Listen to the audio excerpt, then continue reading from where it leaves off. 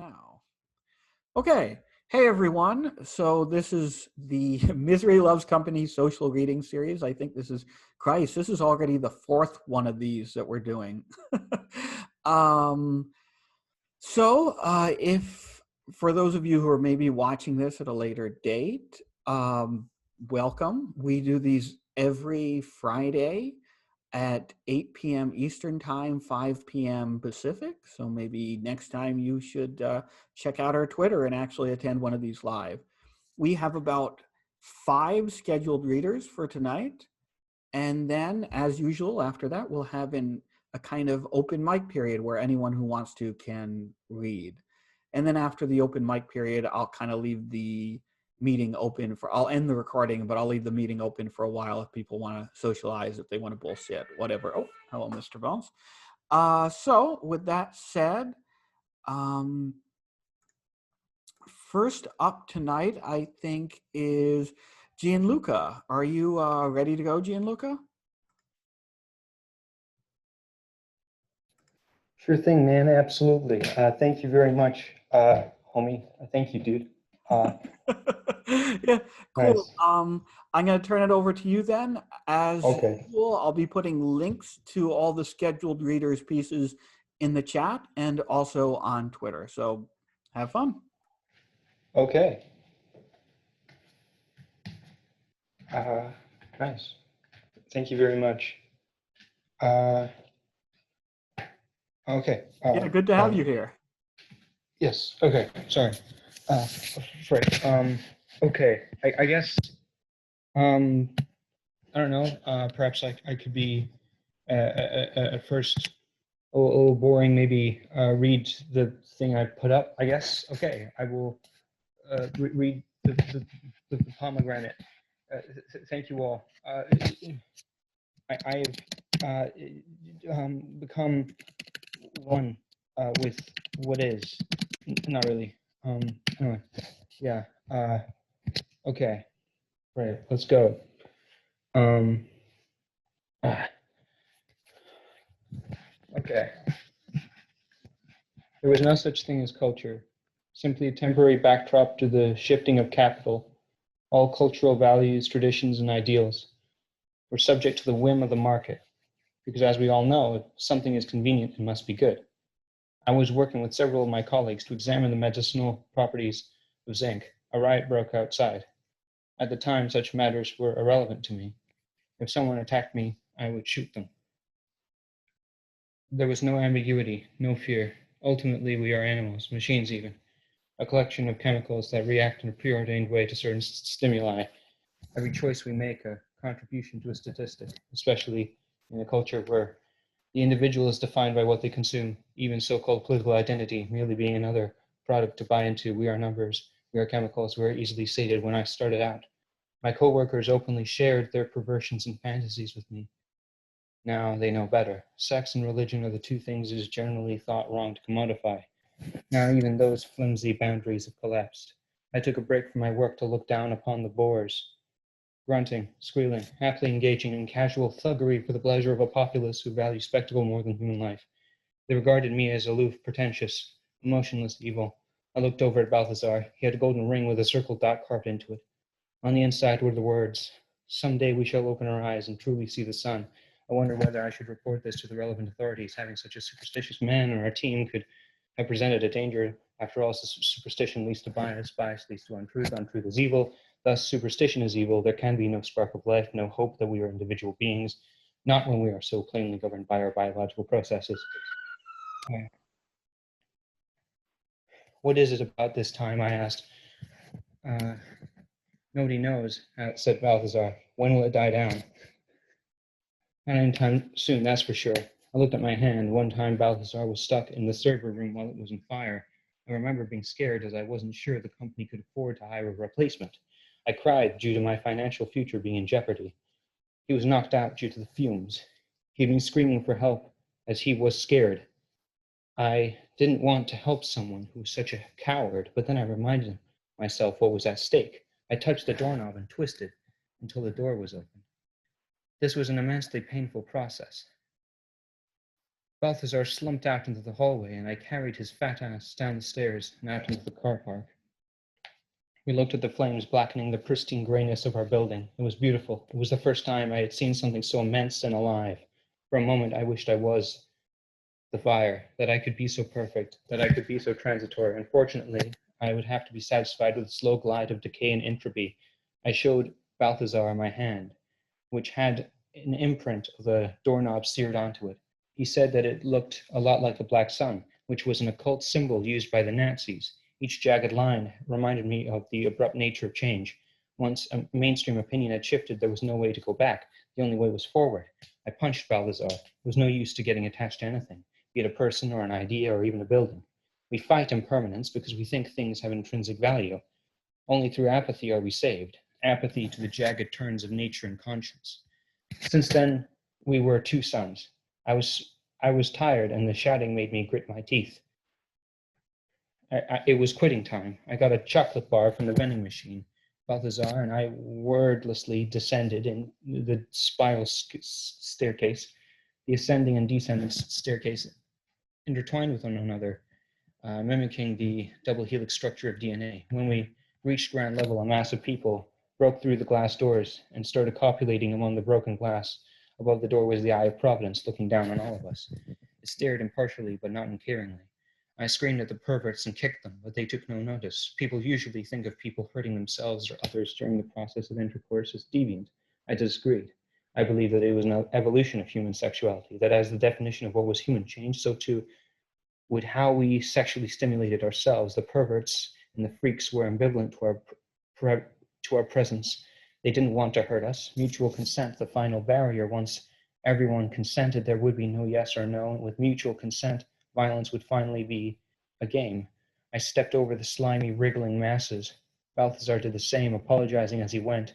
As we stepped outside, we saw the torture and the pain and the love, and it was too heartbreaking for me to take in. I didn't understand.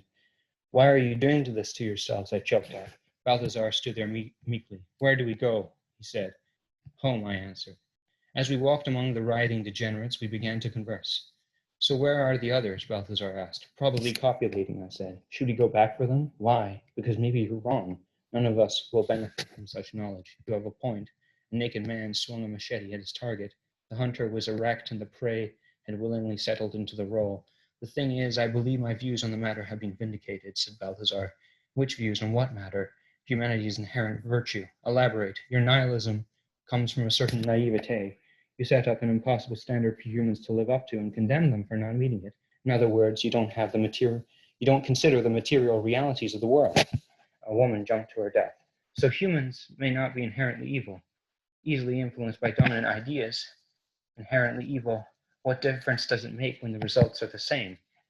So you discount intention. Intention can only carry you so far morally. If you intend to do good, but the entire fabric of your life is dedicated to upholding a moral system, then one cannot justify such a life. That's stupid. Outcome has no bearing on inherent morality. That's the thing. I don't believe in inherent morality. I only brought up the concept of inherent evil to demonstrate that if it did exist, our behavior would be indistinguishable from that which is. That's a stupidly faulty premise. Of course, we act differently from that which theoretically is inherently evil. Just because we convince ourselves we're something doesn't mean we're not. If something inherently evil could theoretically exist, then it could convince itself that it wasn't while still behaving according to its nature. The ignorance of the moral nature of its own deeds would give it plausible deniability. But if something is not aware of its own evil, then it can hardly be called evil, can it? We passed a burning crucifix. Tied to that crucifix was a woman, and she embraced her role in the agony it wrought as she could not conceive of not doing so. And so everyone cheered and ate from one another. But so many horrible people are unaware of the evil they commit. We can sympathize with villains on the page because they display self-awareness, but real evil has no such humanity. Evil is the domain of the idiot. Evil is pitiable, not sympathetic, and fiction is the other way around. The fact remains that it takes. Balthazar waved his hand in the general direction of the ensuing chaos. He continued, whatever this is, to reduce humanity to what you thought it was before. Don't you get it? Don't you understand? We are so much better than this. I know the sun god himself. The flesh may be impermanent, but this is simply a way for us to ascend. We kill each other so we can live on. We cared for one another. Now we do not. While animals do display altruism, they do it so they can ensure the continuation of their genes. We do it to distract ourselves. Thus, we are better than this. While I will concede that things have gotten worse, better does not mean good. It doesn't even mean acceptable. A glass bottle whizzed past our heads. I winced slightly. Balthazar did not. It would have been perfectly acceptable for him if he had died right there. If anything, the fact that we are susceptible to this perversion in the first place vindicates my point of view, not yours, I said. The fact is, there's no reason to privilege existence over non-existence. One cannot feel any regret once one does not exist. I praise the God that blesses us with this final burst of pleasure before the end of all consciousness and the return of peace to the universe. Think of how Mother Earth will reverse the effects of our parasitic consumption. God always forgives, before even the earth itself. All of our pain and ennui will be dissolved. All of our petty concerns will fade. The relationships we forged to even feel a fraction of what God is will be rendered obsolete. In fact, the latter already has been. And yet, we are exempt. Like John, we document the apocalypse. But for whom this isn't a prophecy? That's not for us to know. Balthazar, yes? What's your favorite type of fruit-flavored water? Watermelon. No contest. What's yours? Lemon and blueberry. Nice. Balthazar, yes. Do you love your wife? Yes, very much so. Do you love her as much as you love Jesus Christ? My wife is Jesus Christ. My Hugiel. That was a stupid question. I sighed. I agree, I said. I thought of my son, who had contracted brain damage from hitting his head against hard surfaces. His self-hatred had manifested as a tumor that sucked and splayed. I gave him caffeine shots and smart drugs to ease the pain and make him feel satisfied. His bulbous head disgusted me.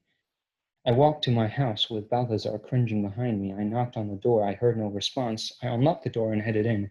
Balthazar waited outside, despair clogging his tear ducts. I searched the house, but my son was nowhere to be found. His room was just as it ever was, his porn collection, Burger King wrapper on his desk, outdated textbooks, and his daily caffeine injection, lovingly wrapped with a pink Hello Kitty bow. I screamed and kicked the walls and cursed God. I then ran out and punched Balthazar again. I take it he isn't there, said Balthazar, bleeding from the mouth. This mild joke angered me to the point that I picked him up by the collar and stared at him. He tried to give off the impression of being above me, of being able to make jokes during this cultural apocalypse, of finally having bested me, but in his eyes I saw fear. I headbutted him. After clutching his head and screaming at the ground, he looked at me, and I understood that he was finally tired of my bullying him. He charged at me, and I ran like a coward. He screamed incoherently, and before long managed to pin me to the wall. He cried. After a second or two, I tried to hug him, but he pushed me away.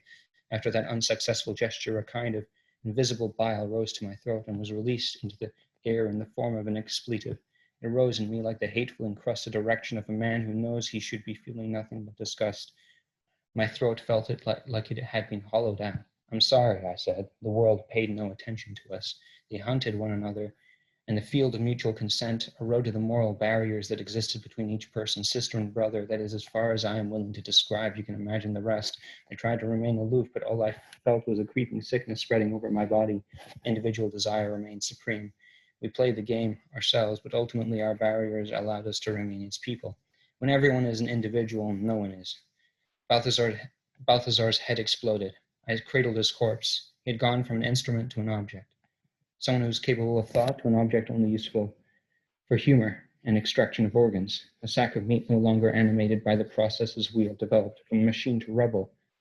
His head had split open like a beautiful flower or pomegranate, the seeds of meat glistening in the sun. And then I did something that I regret. Back then I was not capable of regret. I saw it as an act of love. I looked upon the flower and saw a beautiful face. Thoughts casually played in my head with no context or feeling, like someone was randomly skipping through a movie. The world succumbed. There's a legend that the barcode is the mark of the beast. My belief is that it was our celestial status that protected us. My apathy and his faith were what protected us. And so I descended. I became all-powerful, able to carve my own niche. I was, as Hobbes put it, at war with everyone. There was no certainty. I was not aware of this, of course. I simply, and without reflection, pursued my darkest desires. I caused no pain. Sometimes they crawled off with equally amoral intent. Sometimes they turned around and did the exact same to me. I died the exact same way as Balthazar, due to a bullet not intended for me. I suddenly became aware of my past actions. I wept. God kneeled down to look me in the face. I knew that I deserved damnation, but she had forgiven me. Her son had died, and now I had been given the chance to see the world again. I looked at her and felt the happiness I had simply assumed had not existed. I loved you, I said. She hugged me, and I continued to cry. I had been a wretched creature, not aware of the spark of life that existed within me. Perhaps I was. But that didn't matter anymore. I understood that whatever happened to Earth was necessary for us all to realize what needed to occur. I knew that this was an intermediary stage between life and what we knew as non-existence. I knew this spark of life didn't literally exist, nor could it ever. I knew that this was most likely a DMT-induced hallucination, but I could see, and I walked forward, hoping that I would be guided. God beckoned me into a room and showed me something. I was then, just as Balthazar was, a lump of meat. The world was now at peace. We were finished consuming the trees sprouted out of our broken corpses. The lepers and junkies were fertilizer for the next generation. The whole world was stamped with a rose cross. God didn't abide by what we knew as moral rules. He didn't know us anything. The trees died and returned to earth. Then the earth became cracked and dry. Then it became a featureless white ball, and it shrunk until it was the size of a tennis ball. The sun swallowed it up remorselessly. Baphomet split herself open. I rubbed myself with oil. We talked. I smiled. I stared at the stucco ceiling. She then grabbed herself and joined the two pieces together, a union between man and animal, and between the genders, the destruction of all the binaries that make up the rational world, the alive and the dead, the light and the dark. I snuggled with Baphomet, and she bowed softly. I wondered where my son was. She said somewhere safe, and I believed her. Anyway, I guess that's one thing. And Wow. yeah, that's the story I uploaded. And is it cool if I just this is the last one, I promise, the one. Yeah, sure, absolutely. The castle one, right? Yeah, indeed. Absolutely. You killed the first one, by the way. Incredible. Thank you very much. Reese was You really did. Sorry to interrupt, but like you really did amazing. Like your reading was phenomenal. Okay. I could really feel like emotion in it. Like it was really good.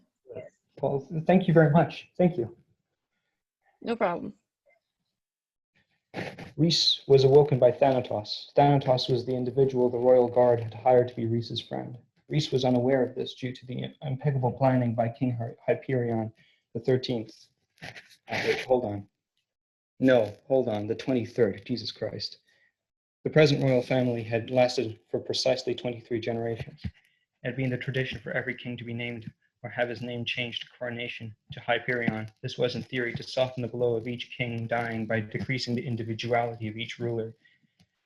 Since very rarely did any of the townsfolk ever get to see the royals in person, each Hyperion blended into one another. This generally agreed upon set of rules that no king was allowed to break, thus preventing any ruler from leaving too much of a mark on the populace, gave the impression that there was one immortal leader, despite everyone knowing otherwise in an intellectual sense. Prince Reese responded to no offers from his many admirers, instead firmly positioned himself within his narrow social circle.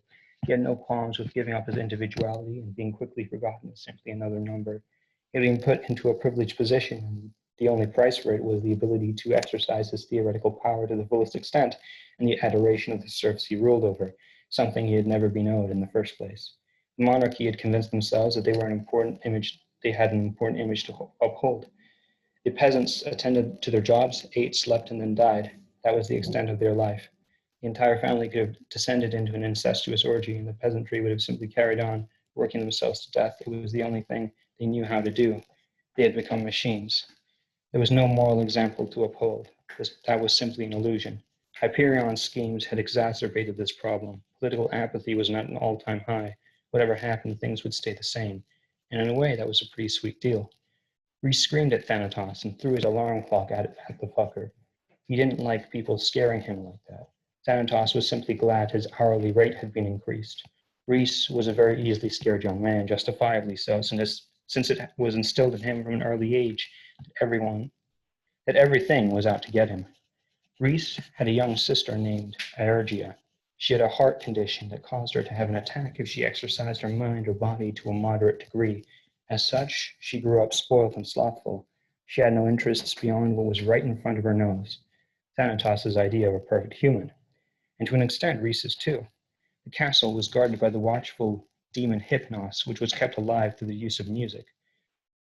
As long as Air by Johann Sebastian Bach was playing, Hypnos could still exist. Bach.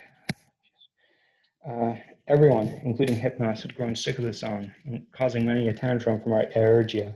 Foplan's feast coordinator watched everyone very closely. He was a dedicated man. He wanted to know the precise inner workings of his superiors so he could manipulate them in a manner beneficial to him. pleasure them in such a way that it would seem natural and God-given so they wouldn't hate him. Reese started his morning routine by applying skincare products to keep his face nice and smooth, moist, delectable, and slick. Reese decided that he was to play some croquet on this fine morning. You know, Thanatos, said Reese, I had a very odd dream recently.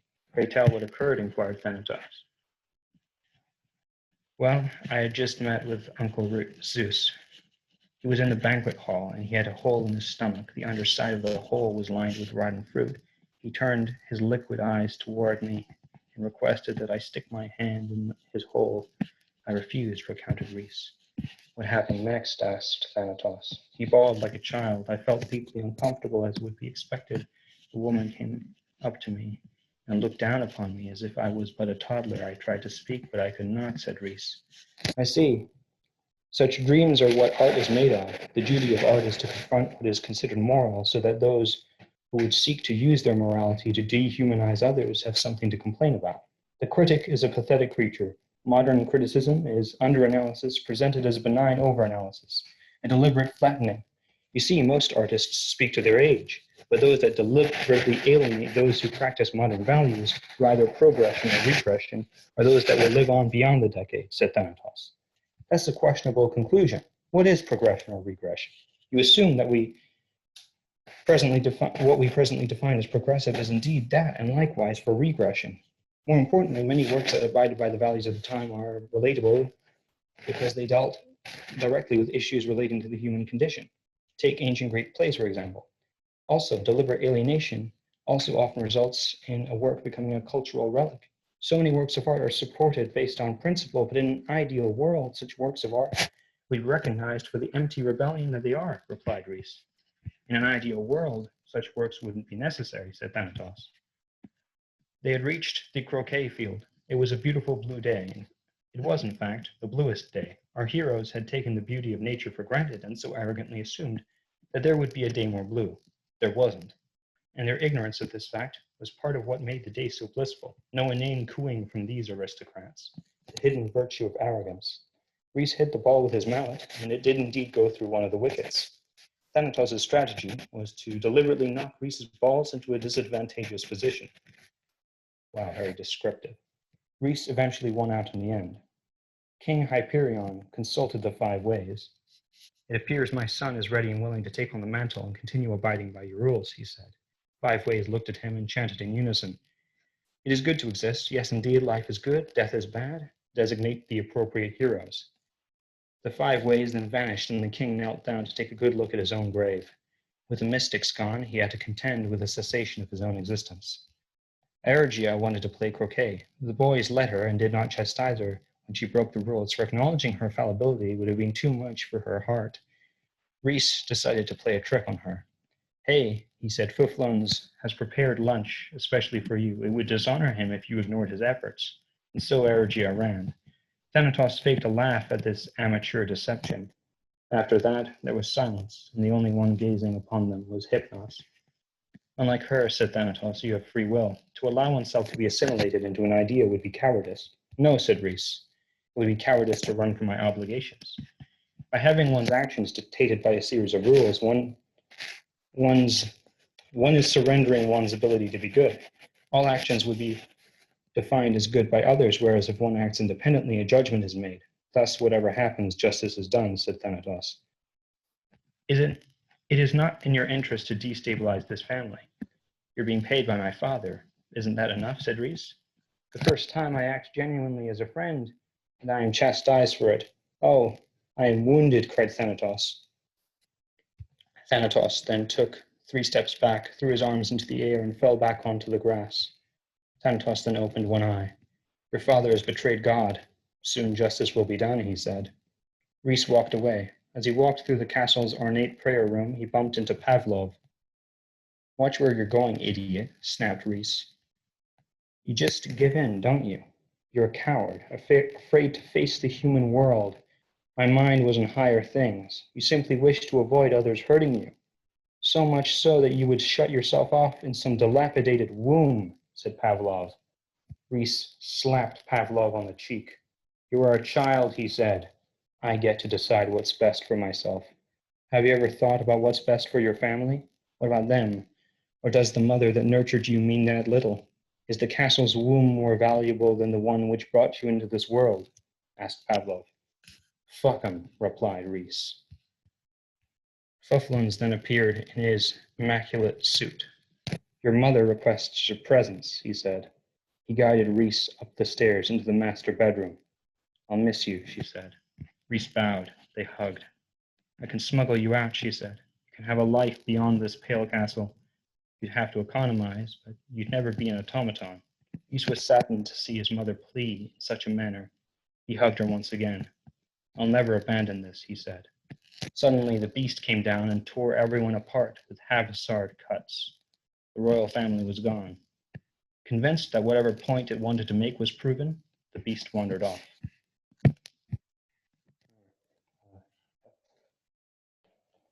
Yeah, that was a bit of a brown moment. That was great. Sorry. Yeah. Again, very, very good. Like amazing, amazing art. Like reading and let's like the just the story in general, really, really good. Really impressed. Thank you.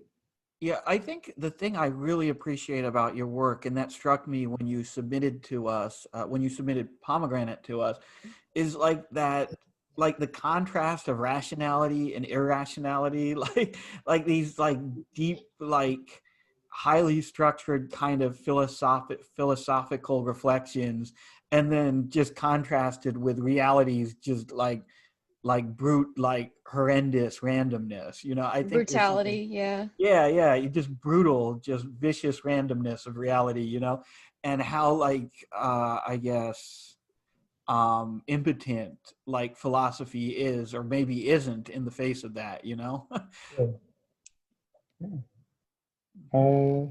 Yeah, that's pretty. Thank you. Yeah, I guess maybe you could say. I mean, they express as much power over the circumstances as they possibly can. But that's about it. Yeah, you're right. Well, wow, thank you. I guess Thank you. I shall now cease. I shall now mute my mic and allow the other person to do their thing. Okay. Yeah, thank you so much for reading. I think That was awesome. Sika, you're up next, I believe, and you have some poetry for us. Yeah, just a couple short poems. I'm going to read with my mic off, but I just wanted to turn it on for a second to say hi and thank everyone. And also thank you for organizing this. Yeah, thank you for attending. Go back to hiding. No, it was a real pleasure to be able to publish some of your poetry. I think it was just, thank you. it was just earlier this week, right? That we. Yeah, and then another batch next month. Yeah, for our Death Spiral theme. Yeah, super absolutely. exciting. I know when Rudy and I first saw those poems, it was like, wow, you know, I don't want to spoil anything, so I'm not going to talk about them now. I'm just going to turn it over to you. Okay, thanks. So the first poem I have tonight is called Sick Hum. Love scowling and hate being perceived. Wish I was a big black rectangle sliding around like a sentient refrigerator, running things over and phasing through obstacles. A large rectangle would slide into the room and people would say, oh, Sika's here, and I would hum and vibrate in agreement. And people would look at my smooth surface but know that I was still scowling at them, and they would look away quickly, and I would hum like a sort of purr and phase through a wall and leave without a word, and everyone would wave and say, goodbye, Sika. This next one's called Beep Boop. I think it's one of many poems I have titled Beep Boop. Reoccurring theme, I guess. Fuck. Sometimes I can't complete CAPTCHAs, the ones where you have to select the correct tiles of a picture. I get overwhelmed and excited and miss things or click too many times. I'm a robot, beep boop. I'm a big stupid fucking robot with soft form flesh, and I love you and I want to feed you food that I cannot eat because I'm a robot. And then I will self-destruct and it will be so romantic. People will hear about it and say, wow, that is just so romantic. This next poem is called Staring at a Wrought Iron Fence. You think to yourself, I should wear more yellow. Sometimes you think someone thinks something because that is what you would think about if you were that person. And sometimes you see a person do something and you decide why they did it for them because that is why you would have done that thing. And sometimes you attach a lot of ideas to a person and fall in love with them. and you think it would be nice to be near that person and love them with neither of you ever saying a single thing about it. This next poem is called Pokey Fuzz. I think I wrote it after the first time I shaved my head, so I had these pokey little fuzzy needles all over my scalp. But wish each hair follicle produced a little needle that I could pluck and throw at the speed of light at enemies and people in line at the grocery store. Wish I could blow helium into your mouth so you could float away, or I could tie you to the end of a string and carry you around like a balloon. Tempted to say I don't know, but I do that too often. I know everything because I'm God. I know everything at once. Knowing everything at once is kind of the same as not knowing anything. That makes sense in my head, but I'm not going to explain it because I don't want or have to. This next poem is appropriately titled Ferris Wheel. I've always wanted to climb a Ferris wheel. It doesn't even have to be stopped. I'll climb it while it's moving. Climbing from cart to cart, taking things from people. I had to work hard for this, therefore I earned it. At the end of the day, I'll have 27 pairs of sunglasses, 6 handbags, a variety of carnival food, and maybe 1 giant stuffed animal, and I'll sell them all online. Everyone owes me something. Say things without feeling them, mostly feeling things without saying them. You love an idea, and one day that idea will love you too. One day you will sell 27 pairs of sunglasses on the internet and buy a kite. And you will tie yourself to the kite and pay some kid to take you up in the air, and then he'll let go and you'll fly off, part kite, part human, and maybe you'll crash into a Ferris wheel and die. It's the circle of life. And then my last poem to share is titled An End Product That Serves as a Physical Display of Accomplishment. Always feel like I am doing something wrong. Feeling like I did something wrong when I didn't feels like it is a wrong thing to do. Sometimes I stand in my kitchen with one hand on the handle of my electric kettle, and I stare at nothing for the entire time it takes for the water to boil. That action never feels wrong. It is okay to do that. It is okay to stand with one hand on an electric kettle while staring at nothing and think this sucks. And then it is okay to take the electric kettle and bash yourself in the head over and over again until you feel less bored, or at least until the water is done boiling. And that's all, folks. That was amazing. Thank you. Short, sweet, and to the point. They definitely Yeah. Yeah, I Yeah. really like that last one. That I think captures a lot of the absurdity of pretty much everything. Yeah, thank you. Take the kettle and bash yourself on the head. That's great. Yeah, just until you feel less bored. Yeah. Yeah, those were fantastic. And I think this is true of the ones that you submitted to us and that we published as well. But I really like the conversational, it's rare, I think, that you have poetry that comes across both as emotionally profound and as sort of conversational, or as just you get that sensation of when you have a really good but also profoundly silly conversation with another human being, just kind of the pure essence of that, I think. So I really enjoyed those. Thank you so much.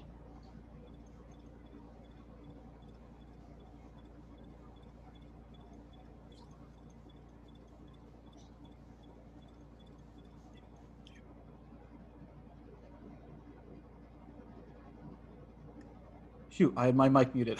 What I was going to say is I think Chris is up next. Okay. Well. Okay. Want to preface this is a lot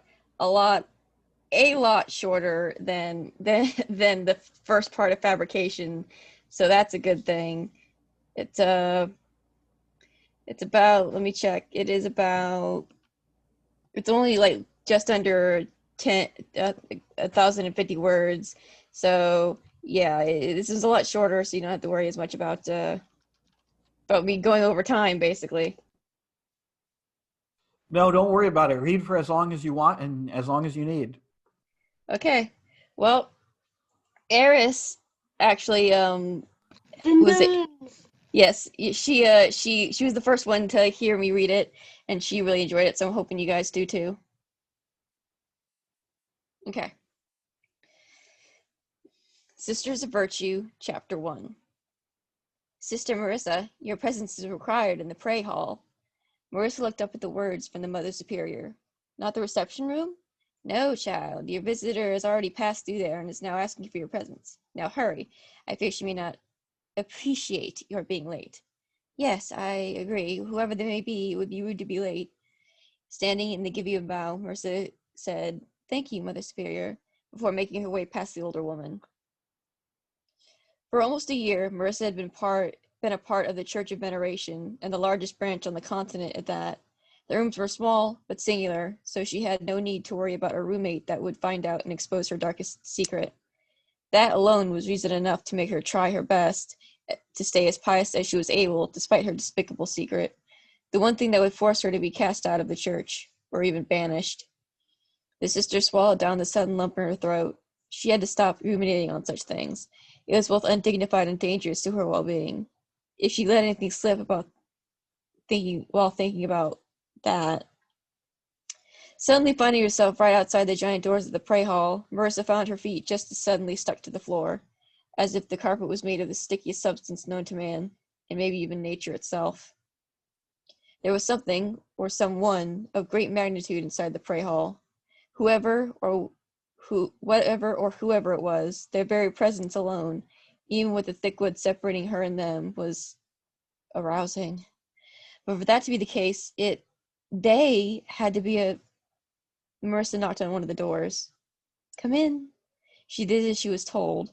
With only the slightest of hesitation, Marissa took hold of one of the handles and pulled. Just as every time she took sight of the pray hall, Marissa was struck breathless. The vaulted ceilings, the dark mahogany wood of the pews, the golden glow from the lamp's light shining off of the stained glass that decorated most of the walls from top to bottom. The stained glass alone could have been enough to awe her on any day or night, however. The depictions of scenes from the holy texts always took her breath away. She could even name which scene was from which book, and chapter, and page. This time, however, Marissa was also taken aback by the figure in a white and gold gilded nun's habit. Whoever she was incredibly tall, at least 6 feet minimum, and she was all the way across the room facing the large mural and the plaque in the back of the pray hall. How this woman had heard her pathetic knock from all the way over such a distance was a baffling question. "It is a pleasure to finally meet you, Sister Marissa," she said, her pleasant voice drifting all the way to her, despite it being almost quiet to her ears. "I thank you. However, I am afraid I don't quite know who you are. I wasn't exactly told, since I didn't want to be late meeting with a guest." The woman chuckled. "You may call me Sister Charity," she said, turning around and giving Marissa a soft smile. Even from such a long distance, she could see the sisters' visage as if they were no further than a foot apart. Her long hair was a shining silver that almost glowed with a sort of otherworldly aura. Her skin a dark chocolate that appeared silky smooth and unblemished by anyone's standards, let alone hers. And her eyes, oh, her eyes! One was a brown, the color of her skin, and the other a shining blue.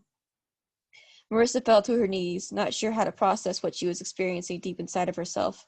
There was awe, there was devotion, there was arousal, and there were so many other things that she couldn't identify suddenly running through her veins. Sister Charity, her entire face lit up in a soft, gorgeous smile, made her way towards Marissa. The closer she got, the more blurred Marissa's vision became. Yet, she continued to keep eye contact with Sister Charity. She had to. She couldn't tear herself away. When Sister Charity finally stood in front of her, body towering yet not fearsome, she held out her hand to take. "Stand, sister. There is much I must speak to you about," she said. I am unworthy to look upon you, Sister Charity," Marissa choked, yet still reaching out to grasp the proffered hand. "Oh, but that is where you are very much wrong, sister. For you are one of the few who may look upon me without the cleansing ritual." When their hands met, Marissa's fitting almost entirely within Sister Charity's palm, Marissa could feel none of the disgust of filth that usually permeated her being while being touched by another. Where normally there was the feeling of wrongness, instead there was the feeling of purity. This was clearly the real Sister Charity. She was sure of it.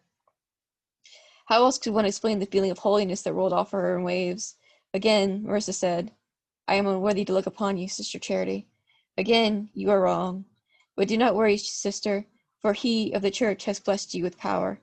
"But why would he? I am impure." Sister Charity laughed, shaking her head with a fond smile as she helped Marissa stand. "Even if that were true, he has blessed you, Sister Chastity." "Sister Chastity?" "Yes," Sister Charity said with a nod. "Why else do you think you are able to sense the impurities of man, if not his blessing?" That was what it was? All this time she had been feeling all of that disgust due to the impurities she felt from the humans who touched her, who got near her. It was because she had been blessed as the Sister of Chastity? But But my thoughts are as impure as there is nothing impure about feelings such as those. Only he may judge, not the church of man. And he has judged you pure, Sister Chastity.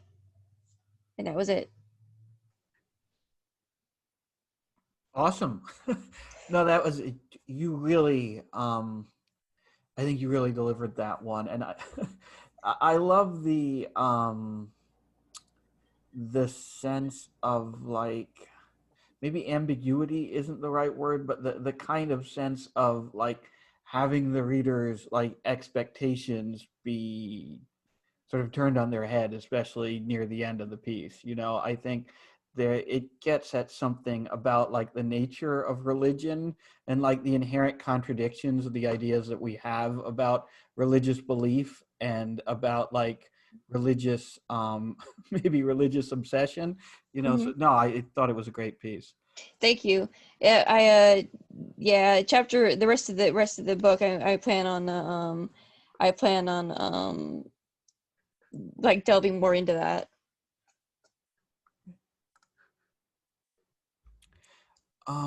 Now I don't think Ryan is here. Ryan Harbold had signed up to read, but I don't know. I could be wrong. Ryan, are you with us? No? Okay. So, Eris, you're up next. Oh, is Eris with us? I see her in the participants list, so. She was here earlier. I don't know what happened. Yeah, I think she's been having some computer problems today, but we can probably. And I do see her in the participants list, but maybe she's still having computer problems.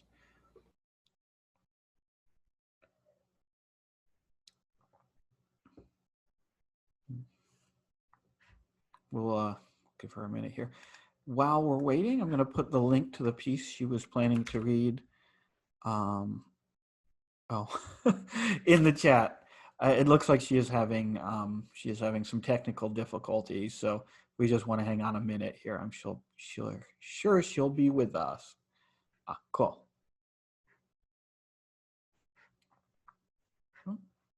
She says she's good now. You hear, Eris?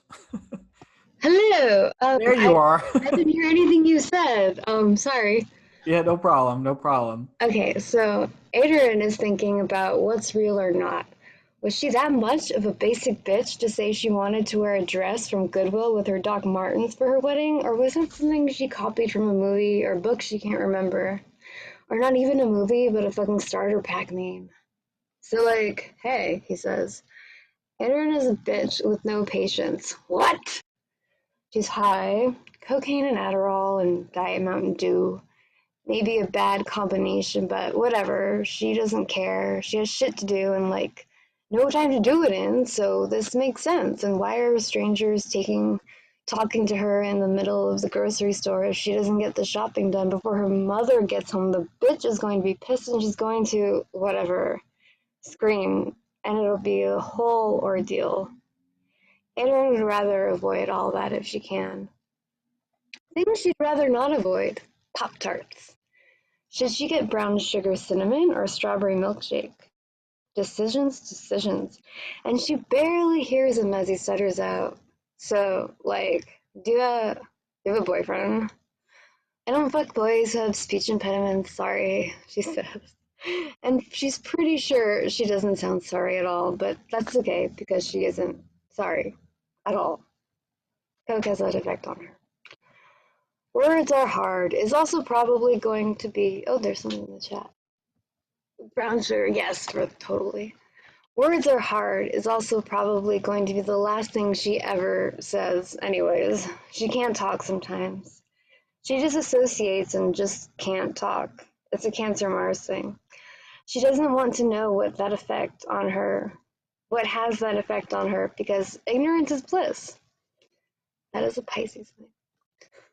Charlie, one of her sisters, is waiting on the front steps when she gets home. She's younger than Adrian and from her mom's third marriage to a pathetic waste of a man, but like whatever, if that's the kind of man her mother likes, she's not going to judge. Well, she is, but she'll do it quietly. No one wants to be dying alone. Charlie is texting fucking rapid fire, even as she stands up and adjusts her school bag and waits for Adrian to unlock the door. Is there a fire somewhere or what? Oh god, did Betsy Johnson burn down? Worse, Fred Siegel? Siegel. Fuck. Fuck you, Charlie says, practically singing. Strange for her. Charlie only ever talks to Adrian in a monotone. Maybe she's getting sick. Don't cough on me. What? Charlie says, scrunching up her face like she doesn't get it. She doesn't get anything. She's 14. You're 14. Charlie blinks at her a few times before flipping her scarf dramatically over her shoulder and prancing up the staircase. I just talked to your sister, her mother informs her, as soon as she walks in the front door. She says he's worried about you. Fuck her, she goes to art school. She knows that comes out a lot like art school isn't real school, but it comes out like that solely because art school isn't real school, and so her sister can't just shut the fuck up with her finger paints and her fucking, like, watercolors. By the way, I live with someone who goes to art school. She's awesome. Anyway. No, I mean Charlotte. Oh, Adrian mumbles, sucking a bit of red sauce off of her finger. Fuck her, she's 14. Don't say fuck in my house, what is that? Putanesca. I probably said that wrong. It's classy, it's like pasta and shit. Addie. Adrian, she corrects. It's so stupid when her mother gets her name wrong. And vaguely insulting, like if the woman wanted to call her Addie, she should have fucking thought of that when they were making her birth certificate. There's a party tomorrow, and I have to go, Charlie says, halfway through her fucking meal that I can't pronounce. Maybe, their mom says, which is weird, because she would usually be like, how about no? What are you, like, delusional? You are not going anywhere ever, because I want you to be miserable, or whatever. That's the way Adrian always ends up hearing it. What? Arthur's having a party, and I have to go. The fuck is Arthur? Aaron! Who? She mouths at Charlie because she is nothing if not persistent. He is like the hottest guy. His dad only owns like everything in the world ever. They're like royalty, Addie. God, we've been talking about this for 20 minutes. That's a lie. That is the biggest lie Adrian has ever heard. That lie is bigger than, I'll totally pull out before I come. No, you haven't. Yes, we have. Their mother agrees, and now they're both staring at Adrian like she's some sort of delusional freak, but she isn't. Jesus fuck. She's just high. She goes to the party to chaperone, like her life is somehow now that Heath Ledger movie based on that Hamlet Shakespeare play or whatever the fuck it was. Hamlet or something. She goes to the party, and there's a lot of cheap alcohol and a lot of boring people from her old high school.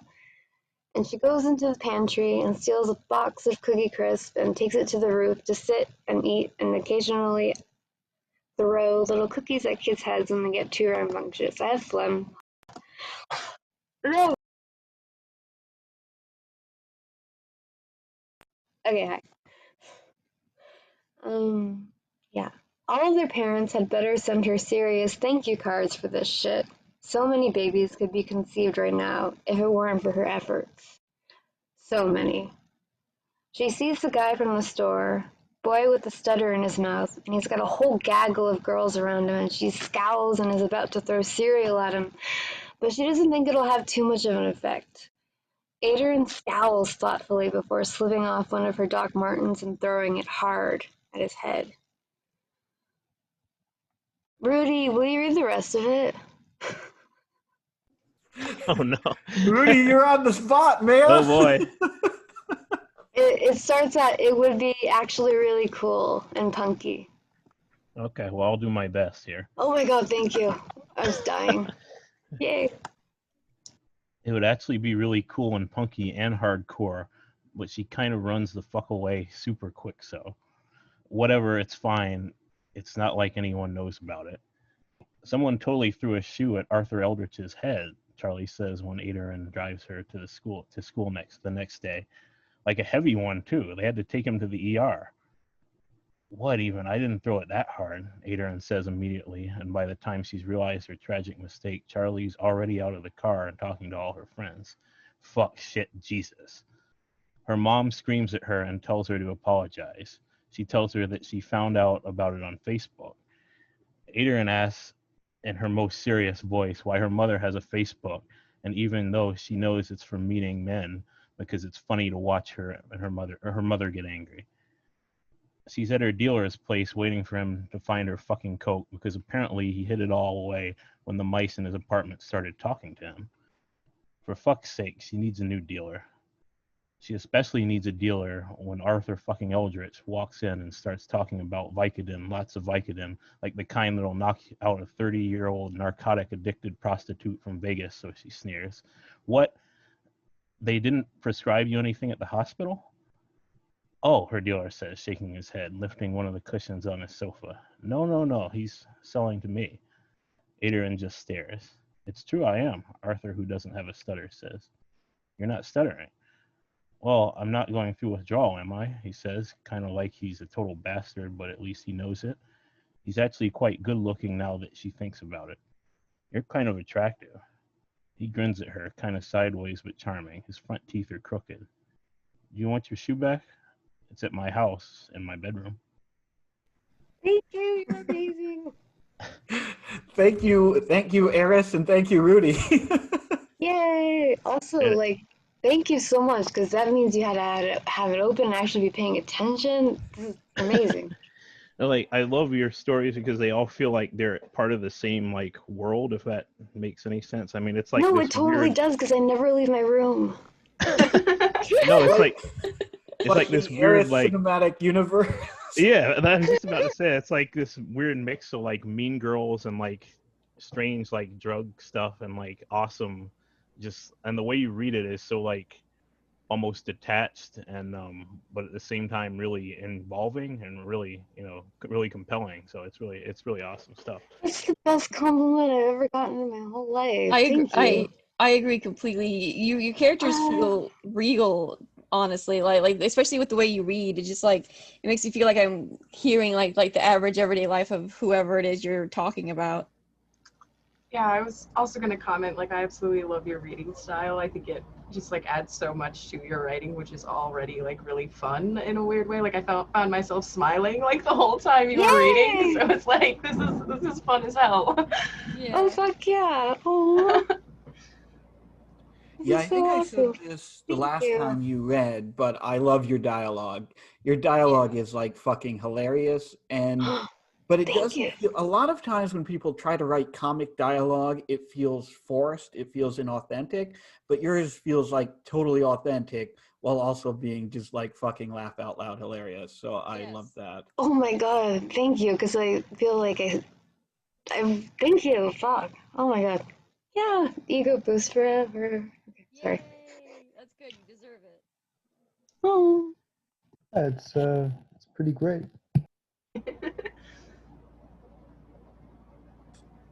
So I think it's open mic time now because one of our readers was a no-show, which is, hey, more time for open mic, I guess. So if anyone would like to read, now, just let us know. And if once that person starts reading, if you'd like to read, you can just put a comment in the chat. Rudy's going to be tracking the chat to see who volunteers. And Ooh. Awesome. looks like Gigi has for short poems. Is that Gigi as in Gigi Rowland? Rowland? That's me. All right, yeah, Gigi. that's me. Take it away if you want. And I think Brandon had two, but I'm fine going. oh, sorry, I did. Sorry, Yeah. B-boy, I missed Oh, you. you can go ahead and go first. I'm fine with that. We'll You go. have to fight to the death. I'm in no Yeah. hurry. Arena combat. We'll go Gigi. We'll go Brandon. And if anyone else wants to read, just put a comment in the chat. Okay. All right, so I got 4 short ones. I'll just read. These are poems. The first one's called Whatever. I am Korean German, a 1.5th generation American, and I steal books, but only if the authors are dead or foreign. I hate culture that is based around something inherent because I will never get to join in their fun, like the times I was white or Asian to the opposite crowd. My best friend is a Native American alcoholic. He can bench press over 300 pounds. Once we made out while drunk and on Xanax to see if we were gay. Unfortunately, we are not. This next poem's called Shut Up. Today I spent the day shouting about the possibility of a flipped coin landing on its side. This next poem's called Holy Cross Above the River. Beach plants are gentle. The ice plant asks for more room. Beach plants are too polite. The ice plant shoves its way into life. The ice plant is an invasive species. Beach plants express themselves less when the ice plant is around, sucking up the water, fucking up the landscape. My last one here is called Chris Angel's Last Performance. An elephant disappears in a parking lot. He says it is missing. I do not know where it is. Please help me. This keeps happening. The elephant was just here. Now it is gone. I do not know. Maybe not. We will all die eventually. Stop not doing magic, says the crowd to Chris Angel. I am a Buddhist, says Chris Angel back. That's all I got. want more Oh poems my about god, Chris that Angel. last one fucking got me. Yeah. I love the Buddhist part. It's awesome. That was good. That was very good. The first one hits me with like extreme Malone vibes. That's where I'm from, is Malone. Because I don't know why, but like we're in a kind of like northern New York, kind of by the reservation and by the border type of thing. And the Xanax and the the gay chicken that wasn't gay chicken, I guess, but it was awesome. Yeah, as a fellow former Malone resident, I got serious Malone vibes from that one too. I think something I don't know. Yeah, definitely. Malone. Never been there. I've never been to New York. I'm from the Bay Area, so I don't know. That's super cool. Bay Area's best area. I think there's something universal about like American rural despair, like being impoverished in America is pretty much kind of the same shit no matter where you are. Totally. I remember Rudy and I bonding over our EBT cards. Yeah. So I guess next up is B-Boy. Brandon, yeah. All right. It's all you, man. You dressed for the occasion, so make the most of it. Like I said, I've got two pieces ready to go here. Awesome. The first is going to be a philosophical piece that I wrote. It's more or less just a kind of an essay. The second piece is going to be more of an in-character monologue. I have links ready for both of them. So the first one we're going to do is philosophical, and it is titled Savagery.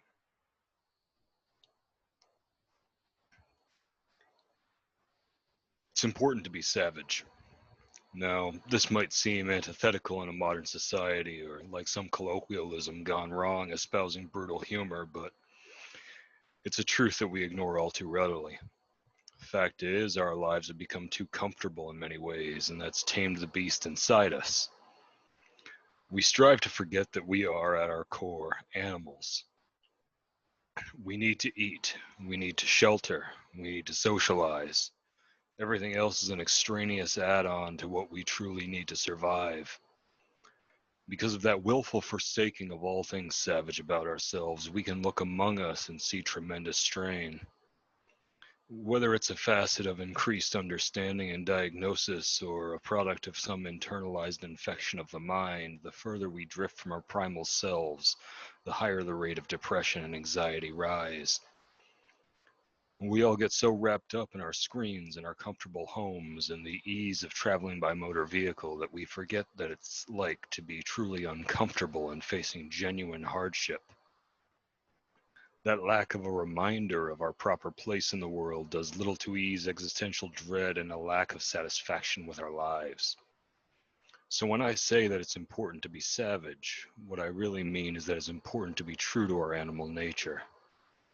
We need to get out into the world and experience the elements. We need to face a true challenge to our survival in some way. We need to do something that tests our limits. We need to be uncomfortable once in a while. We need that because it reminds us what it means to be alive. So what happens when an animal is brought out of the wild and has all of its needs handed to it? It becomes comfortable and complacent. The animal relaxes and grows lazy, accepting a predictable pattern and settling into a routine rather than thriving in a natural manner. On the other side, what happens when you take an animal who has known only those comforts and put them into the wild? We have become those domesticated animals. We no longer challenge ourselves to live. We no longer thrive as our primal selves demand, and we suffer for it. Go out and face the elements. Go scale mountains. Walk instead of drive, no matter the weather. Vary your eating habits to be more unpredictable. Go without. See how your life changes. Challenge breeds endurance. Adversity builds resolve. Sorry, 1 second here. Self-sufficiency builds independence. The ideal that I'm putting forth is this. Destroy your own weakness. Break away from the patterns that drain you of your primal savage self and leave you a soft, complacent shell. Harden yourself to the elements and remember that you can survive anything. I'll tell you point blank, my life is better for the ongoing process. When I began systematically testing myself and pushing my limits, I saw my mental health improve. And when I lapse and get lazy and get complacent, I see those hints of depression and anxiety bubble back to the forefront. But it's a double-edged sword. And allowing yourself to become closer to the savage can make you a hardened individual. It's an unfortunate part of that savage nature that once you begin to understand the division between survival and comfort, you lose some of that human ability to feel for one another when dealing with those who haven't done the same. There's a balance required to stop it from overtaking who you are as a human being. Being a little more animalistic is a good thing, but only when controlled and measured by remaining a human. Never let that savagery become domineering. Never let yourself become cold and unfeeling. Don't let that drive to be more primal turn you into an elitist. That's a part I struggle with. I challenge myself daily. I test my limits in the gym. I make a point of pride out of doing all of my errands on foot. If I didn't put the effort in to get my food, I don't eat it.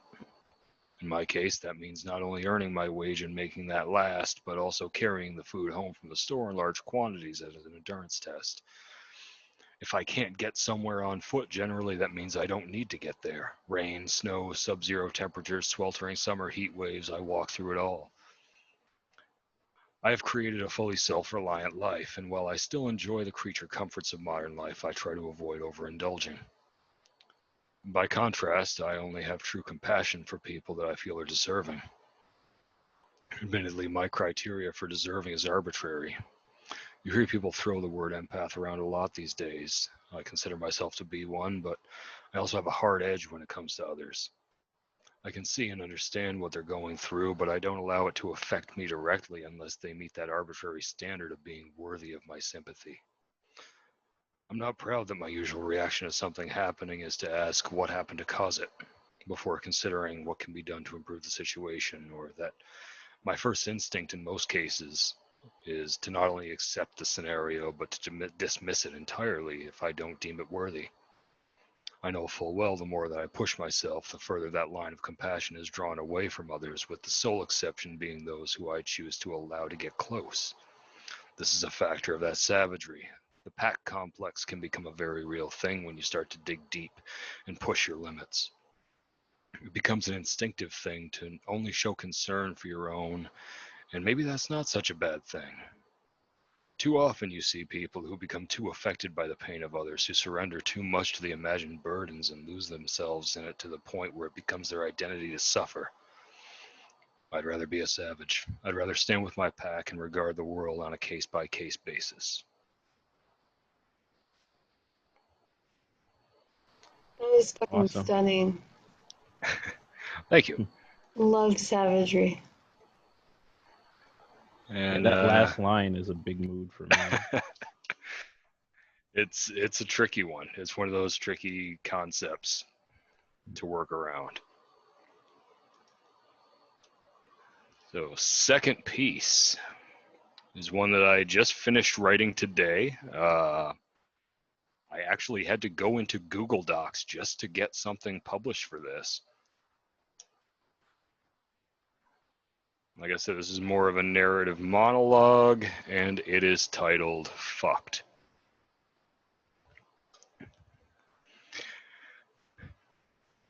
I watch and I listen. What's that? Oh, just there's no you need to approve it.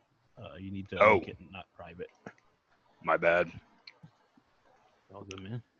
That is how new I am to Google Docs here. The Googs. The title has me hooked already, though. All right, try it again.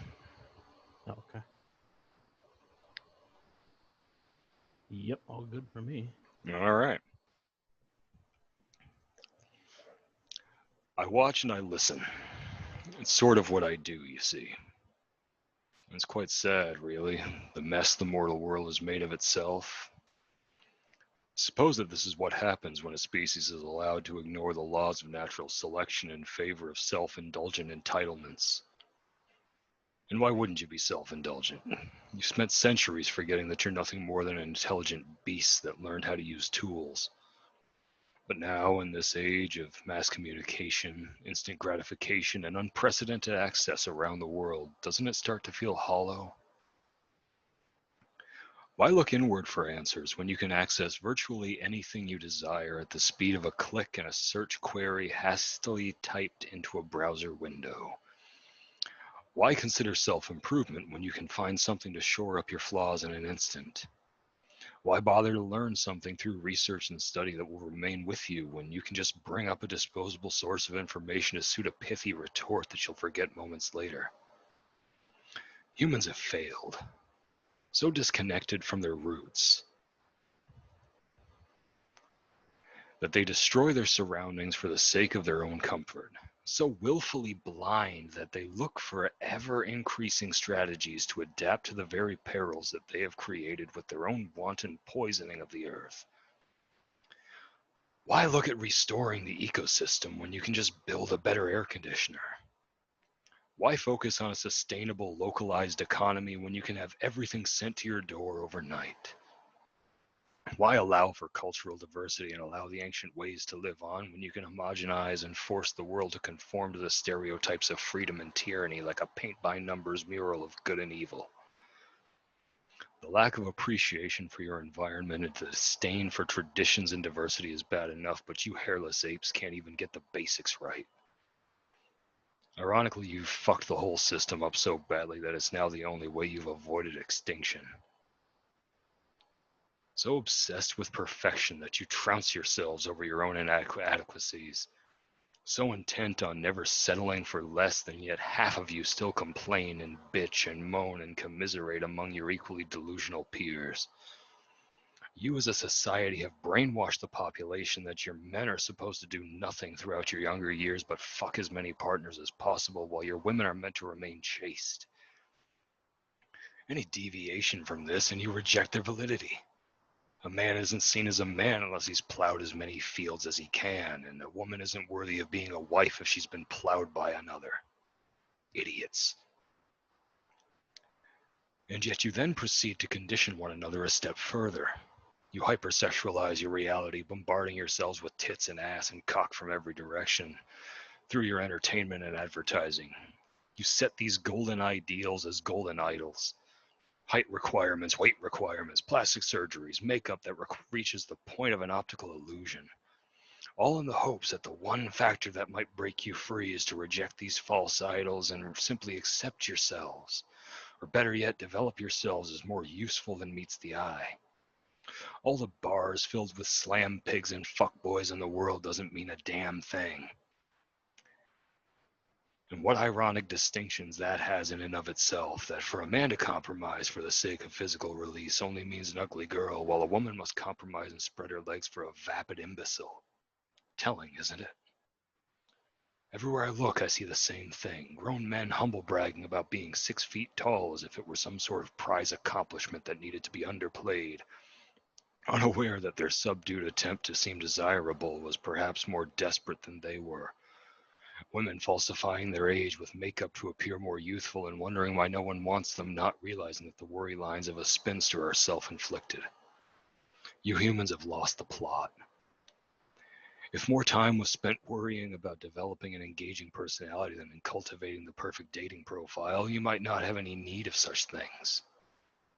Perhaps with a little more effort to live in the moment and disconnect from the world beyond, you wouldn't be so trapped in the mechanisms that cause you to drive vaginas like the desert sun and soften cocks like a frozen wind.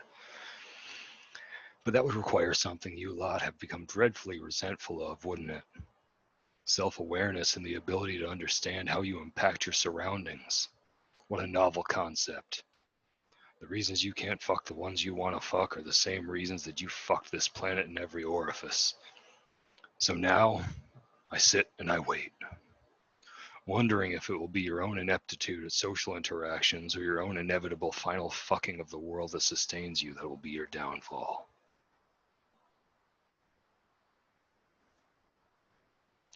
And that's that. Holy shit. Jordan.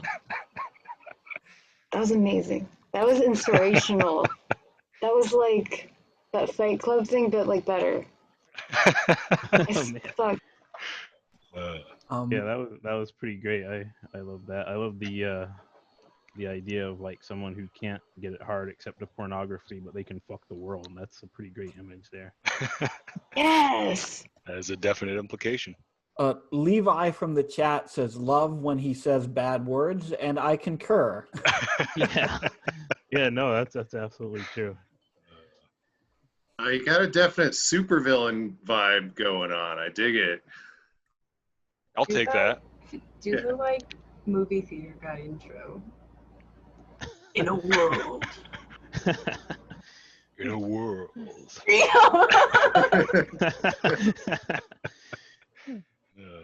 Good voice. Yeah, that was. Oh, sorry. No.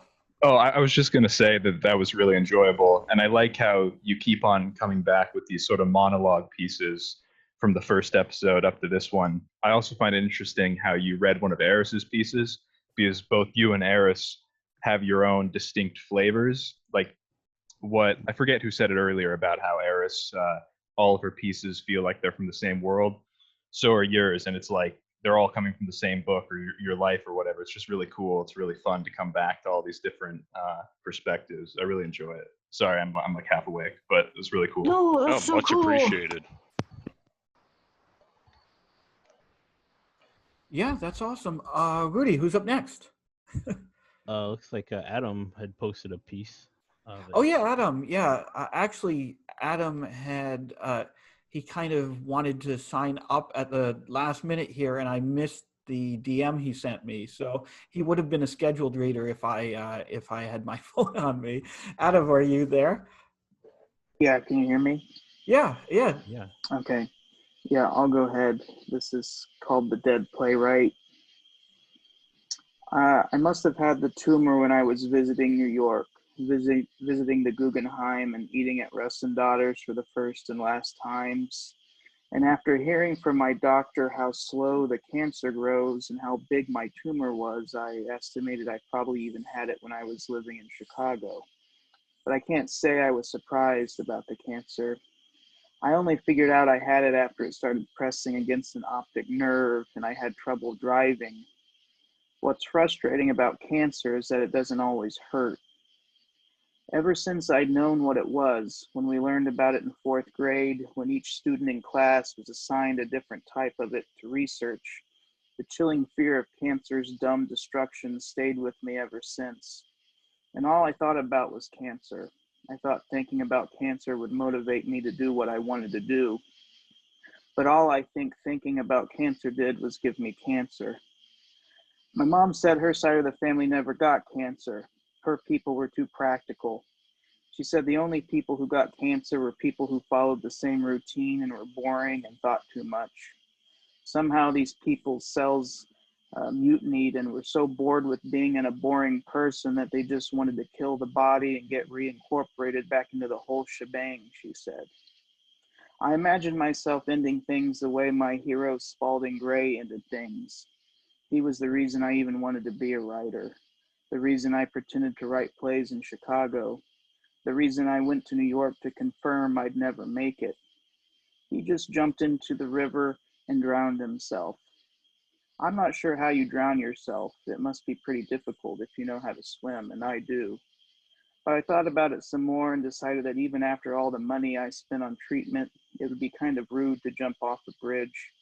I thought it would probably disappoint people that they couldn't witness my death the proper way, watching the medicine not work and the cancer winning, like it was the natural progression that they deserved to experience, that I deserved to experience. They wanted to see death's course from beginning to end in an easy, digestible way, so they could go on sticking cancer sucks stickers on their bumpers and go on thinking that they understood death and that it's bad, but not really. I never really finished a play until recently. Thinking about cancer didn't get the play written, but actually having cancer did. I was only proud of it because it was finished. There wasn't anything in it I particularly liked. It wasn't good, and it was too long, and it was too thinly veiled a story about my 20s. My prognosis was not good, so I invited my family for one last dinner together. I stopped treatment and wanted to just feel sick for a little bit. Not feel sick for a little bit. I'm not sure if they understood I was trying to say goodbye to them. I planned on giving them each a copy of my play. I hoped they wouldn't think they were about to partake in a murder mystery dinner theater game when they walked in. I also hoped they didn't think we were going to do a table read of my terrible play, because none of them knew I wanted to write plays, and it would have just been too much. I printed copies at work because I didn't give a shit anymore. I hole punched the copies and bought half-inch brass fasteners. I thought about signing the dedication page under the to Mom, but decided against it. Where do I get off autographing near posthumous pieces of junk? Before my family arrived, I placed a copy of my play at each place setting. While I was perfecting the Moroccan lamb tagine, I kept shivering with dread at the prospect of witnessing my family flip through the pages of my play at the dinner table and force smiles, of watching my mother take her copy of my play and slide it into her purse without even opening the title page, imagining her get home and slide the copy of my play under the TV guide where it would get covered in rings of coffee and its edges would curl in the humidity and it would eventually get rolled up into a tight tube to kill flies with. I stood there and looked at the scene, a heavy, hand-me-down oak table covered with 5 superfluous place settings, and decided to forego the whole thing and took the copies of the play away and put them in the banker's box I kept above the washer and dryer. I was okay with someone finding the play when I was good and dead, or maybe they would just throw the box away. Some dying people think about all of their missed desires. I did at first. Then the more you think about it, you decide you didn't really want anything special in the first place, or that you didn't need anything special. The little things mean the most because they're little and can be hidden, and they're quiet and they're numerous. Of course, you start compiling your regrets once you realize your time has been cut short. The only regret is that I wish I'd kept my loved ones at an even further distance than they are now. They're close enough to show up for a dinner they know might be the last, but they're not close enough to sit with me while the nurse drips chemo into me. They're close enough for me to see how much closer they could be, and that's hard. Home or hospice? Asked my mother during dessert. Chocolate mousse, her recipe. Hospice, I said. I don't want my death in this house to be a burden when you go to sell it. That's it. Yeah, boy, that was awesome. One thing I really liked was the idea, and I think like the third paragraph or so, about like cancer voyeurism, that kind of thing, like where they kind of vultures waiting for people to die so they can watch the process, as you put it. That's really kind of cool. That's an interesting idea, and very true. I mean, Yeah, Jesus fucking Christ. I love your work. I honestly do, and I think everything I said about your past 2 pieces applies to this one as well. Just like meticulous reality of the story. Like at no point during any of your pieces have I ever thought this person is a fictional construct. You know, I always think this this is remarkable given how different your three narrators are or were. Like I never think, oh yeah, this is a guy writing about what it is to have cancer. I never think about like this is a guy writing about what it is to be a sad adolescent, or to be like making out in the drive-through movie theater parking lot or whatever. I always think this is a real personal retelling of something that really fucking happened to the person speaking it, which of course is what fiction should be, but rarely is. I'm just fucking blown away. I really am. I appreciate the kind words. Thank you. I really, what Rudy said, I was really struck by that image of voyeurism, but I really think that the language you use, your prose style, really helped drive it home, because it's just like spare prose, and that those sort of short, paratactic sentences really drive home a feeling of like resignation and listlessness. It's just like a perfectly paired idea with style. Good job. Thanks. Yeah, like everyone said, just like your other pieces, it was great. One thing which really struck me was the detail of the mother, how much character you put into his mother in the story, from her talking about how cancer is someone's fault, essentially, for being a boring person, to the very end, to him. That sort of, I'm not sure if contempt is the right word, but there's that, you can get a real sense of that relationship between him and his mother. And you weave in all these little details about cancer, and I've just had someone in my family die of cancer, and you really capture it. It's, yeah, you're great at setting atmosphere and scene and just bringing you into that world. It's really great. Thank you. Yeah, I think you have a real knack and a real talent for using context clues to add so much weight to what you're delivering. Like the small little pieces that might seem innocuous on their own just make everything hit so much harder. Thank you.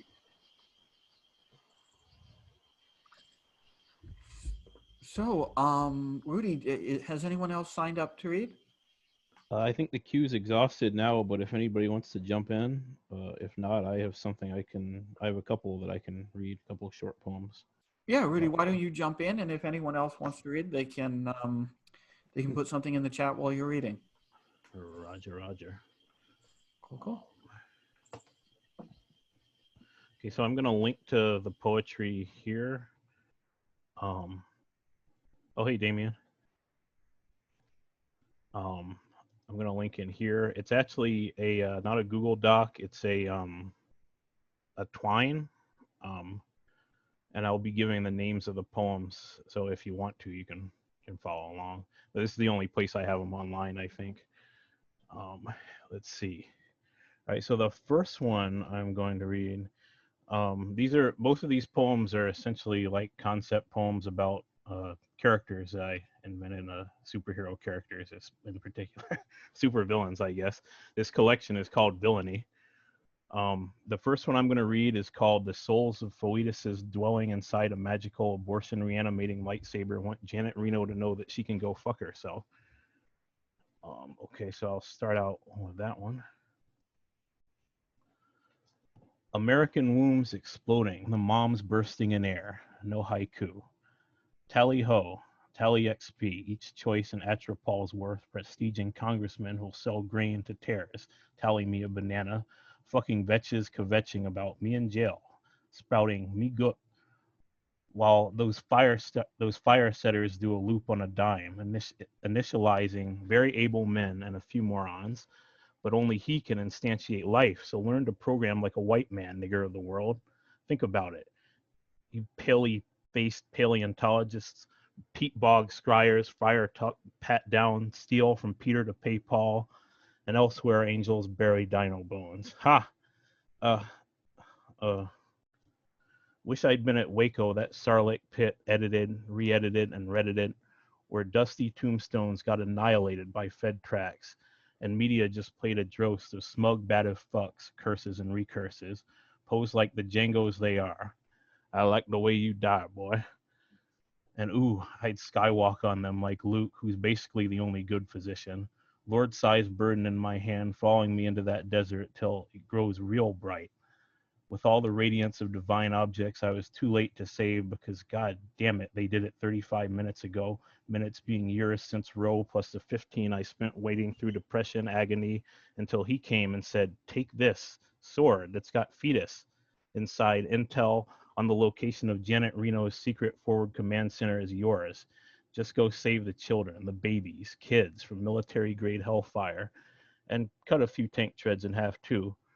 Rip off some panels like Lichtenstein, sever lines, cast deep state into deep dark, recalling that scene with Vader in Rogue One. It's like a bunch of guys bonding when sudden light makes them reconsider the army. Just flashes of red reprimanding extremities until the last uniform fed is grass. Limbs and lambs grazed, green camo beyond the reach of triangle-eyed photosynthesis. Back at today, time runs conspicuously. Mascara, stockings, diarrhea that presages fetal alcohol syndrome. And it's a fast sprint, so Octung, Dr. Gosmell. Kermit D. Frocht here at Miss Piggy's abortion clinic, where Clorox waiting rooms shout, I'm single, want to mingle, eh? And the walls, forgiven, are closing in on Indiana, a sad state of affairs, doomed to repeat every holiday, long weekend, and Independence Day. I enter from the back, of the doctor's head that is. Souls of the unborn form a rapier, which is to say I have no trouble entering uninvited, security experience cuts, and unwanted. So did the imposing but functional gray concrete. Brutal. The basement of the place is a pauper's grave. Science and pseudoscience rest there, an unhappy family unit, along with hundreds of choices in decay. An upheaval occurs, a swelling, big bang. The rocks and dirt are soaked in discarded sapience. A 15-foot mound parts the architecture from inside out as violence yields, blushing to compassion, like what Christ said about stones. I'm tearful. Red light dims. His storied earth now walks with me, a college dropout, in light but also in darkness because it's like 8 o'clock. A hand writes statistics on the wall somewhere, 1 in something, 9 out of 10, and I don't care. It's just me and this big chunk of land traipsing around the streets, picking up dumpsters containing little forearms the size of quarters. Okay, so the next one I'm going to read is called, if you were reading along, you can press escape to go back to the main menu. Sorry about that. I know the back button doesn't work in Twine. The second one is called Caged Heat Was a Good Movie, but What If We Had Dragons? Regarding this domicile, the lair, in quotes, when referenced by self-righteous relations canting into the night about emotional labor, I would say, well, form follows function. Is that the maxim? Though I'd have to admit its pursuit would probably be a reluctant creep at a distance with eyes averted. Recognizing the true architectural significance of my secluded little New Orleans shotgun might require you, the observer, your name again?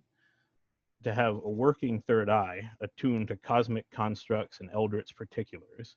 Vertices, angles, I bent them with greatest care to devise a practical outer shell that extends just right into the elsewheres of space-time in order to satisfy the needs of the interior, which include housing, kingdoms, fiefdoms, and caliphates of days past and present.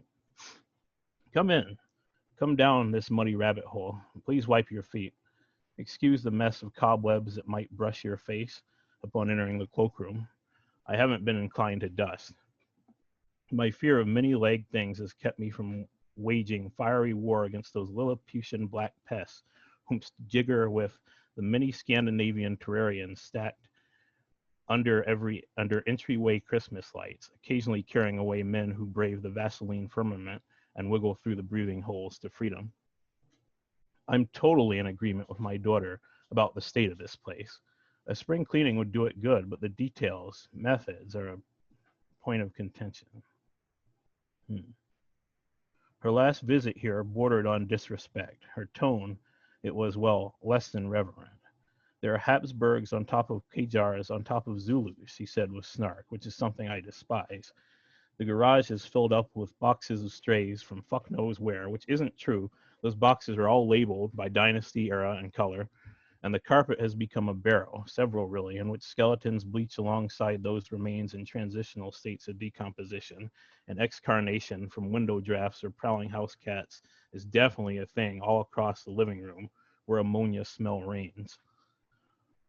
All of that completely neglects the fact that I spend at least 25 hours a day categorizing, sorting, and analyzing the cultures and ways of my companion creatures, such that I might make their so-called captivity 110% humane. I don't just throw them into a plastic Tupperware dish and put a lid on it. My goodness, no. I've invested in habitats with air and water recycled daily, among other amenities. Yes, I have a weakness for princesses, a weakness that has swollen my timeless collection over the years, as different dynasties waxed and waned, and of course I felt obligated to adopt their families too, not being one to just wing over some dale like a scaly Karen, snatching up the most pedigreed for herself, and leaving the others to scrounge out lonely existences or stare down eventual euthanasia with cute oversized peepers.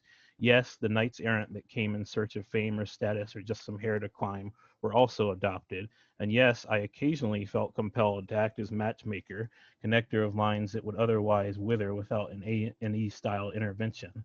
The runts, the deformed, the undesirable, they deserve love too, and my God, I love miniature wedding cakes, miniature wedding photography, miniature prima nocta.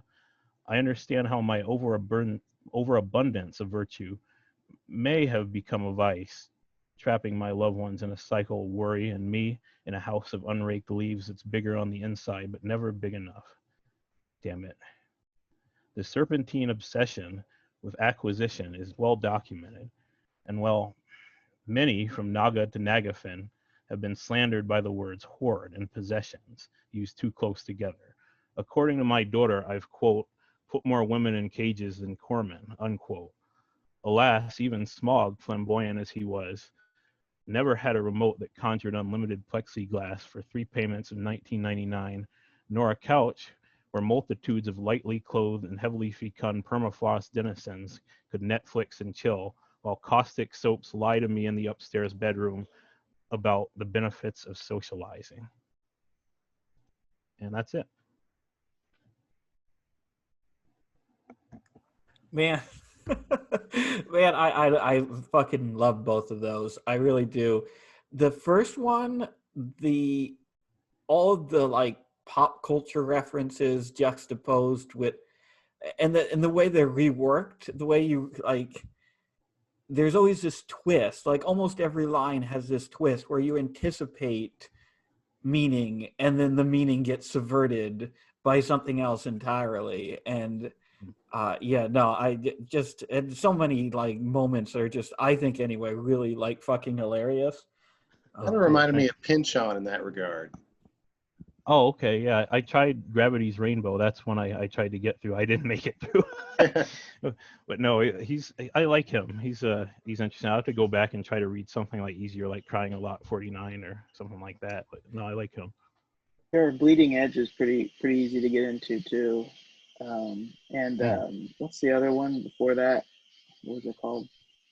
Inherent Vice. That's another really good one. Oh, okay, yeah. I'll have to try some of those.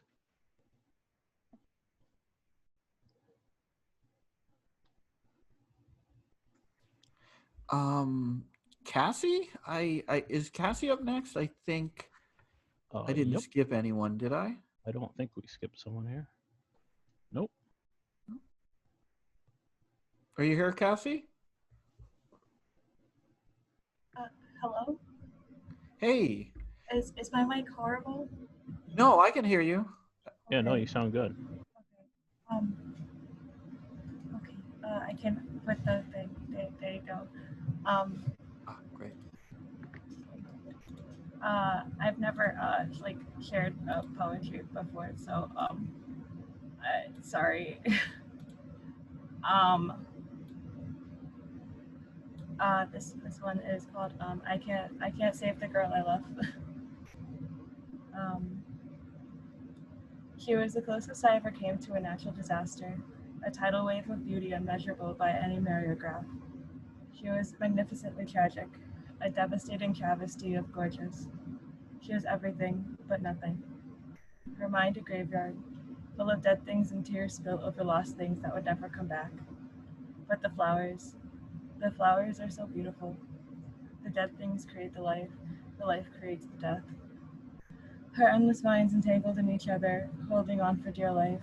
Please don't let her go. Her twisted beauty wraps around my mind, holding me, for a moment, in her beautiful chaos. I can't save the girl I love. And then this one is arbitrary nothingness.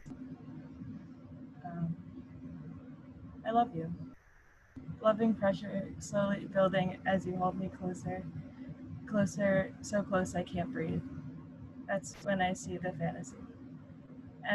Endless facade of importance, creating greater meanings when reality is not so human. What is love but another construct of arbitrary nothingness? The delusion of importance. How did it not consume you when it consumed us? And yet, I love you. And that's all I have.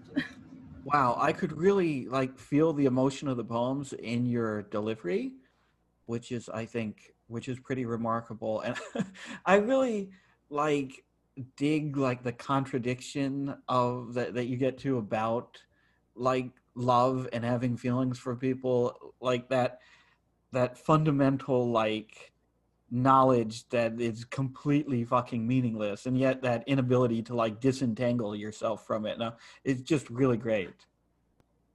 Yay, I'm so happy that like came across. Oh, that's so nice. No, thank you so much for reading. Yeah, go Cass. Yeah, that was awesome. Anyone else want to take a shot at it? I think again the queue is exhausted, but if anyone wants to jump in here, Yeah, anybody can jump in. Sorry, we have probably another 10 minutes or so, I would say, before 10, and I think 2 hours are a good length for these, give or take, at least for the reading portion. So yeah, if somebody wants to.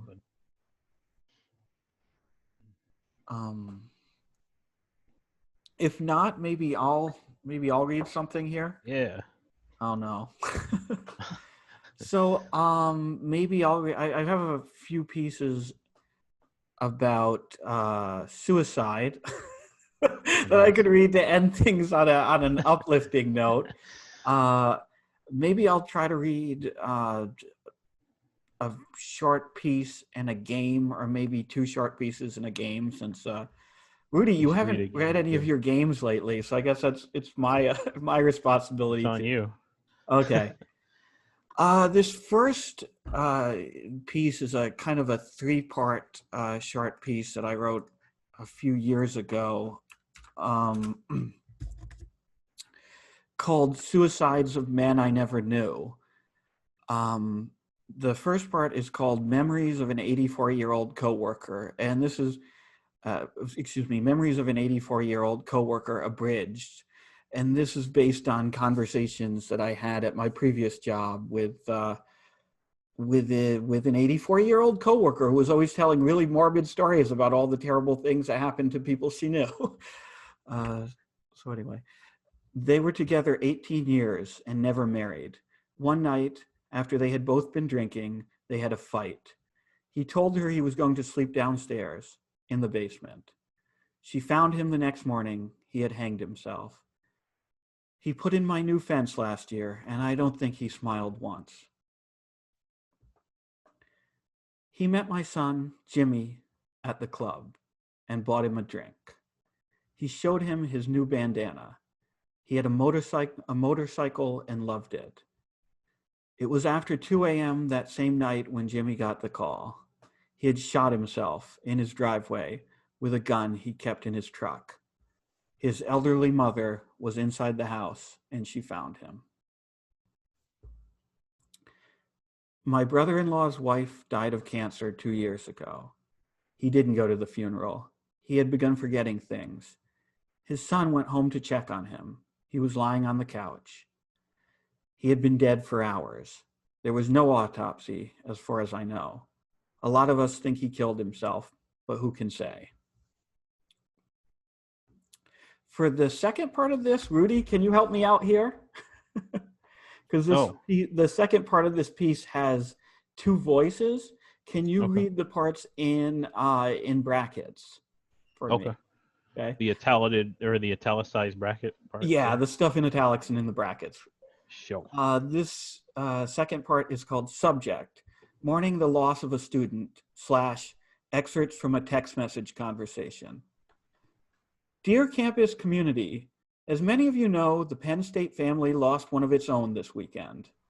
Do you know who he was? These fucking emails never name names. While the hearts of all our faculty and staff go out to his family, and who can begin to imagine the pain of losing a son or a brother, we understand that it is often our students and faculty who feel the magnitude of a tragedy like this one most profoundly. He jumped from the 5th floor of Packer Hall, cracked his head on a bike rack. I was told that a sophomore left her helmet hanging from her handlebars and found a piece of his skull inside. With that in mind, counseling services are being made available to all students free of charge. Trained, sympathetic counselors will be accepting walk-in sessions at the Student Health Center this week, Monday through Friday, 9 a.m. to 6 p.m. You can also find a directory of toll-free crisis intervention hotlines on the CAP section of our university website. There's a video online. A boy saw him standing in the window and took it with his iPhone. You can see him jump. It made the first page of Watch People Die. Guess we are internet famous now. If you think you may be experiencing symptoms of depression, if you feel trapped and hopeless, or if you have been contemplating suicide, please seek help immediately. Sincerely, Eric J. Barron, President. Oh shit, just remembered I have office hours in 10 minutes. But I'll have at least 10 students who use grief to try to con me out of half a grade point on their midterms. Anyway, talk to you later. Okay. Thank you, Rudy. No problem. The third part of this piece is called Please Clap. Last Friday, I dreamed that